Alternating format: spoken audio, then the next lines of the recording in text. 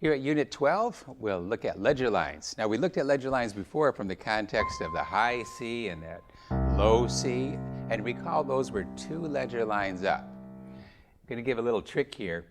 The top line of this staff is an A, and so when we go up in skips, we get A, C, E, don't we? So line, line, line is A, C, E, and almost coincidentally down in the bass clef, we have the A, C, E also for the lower three ledger lines. So if you just remember that A, C, E, you've got that as a help in the treble ledger lines and in those lower ledger lines.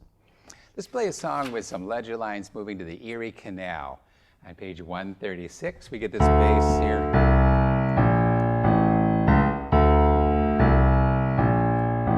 Do you remember Greensleeves, our harmonic progression? We were in A minor in Greensleeves, and we went A minor, then we went to G and F to E, walking down from the 1 chord, and then went to G, and then to the F, and to the 5.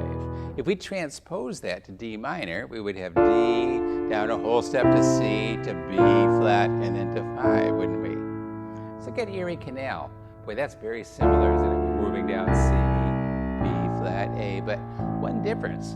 Here we keep the chord D minor all the way through there.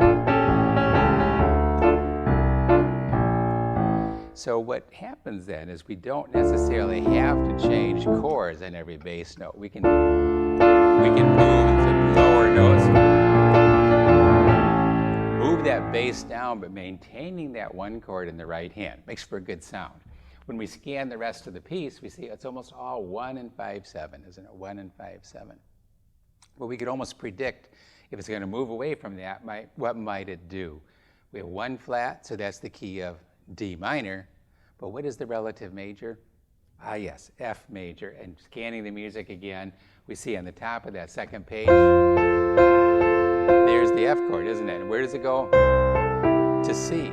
So C is our 5 chord in F. So it went to the major, and it's 5. And then it comes back down to minor, and it's 5. So we have 1 and 5 in D minor, 1 and 5 in F major. Very common set of chords. Let's give a listen.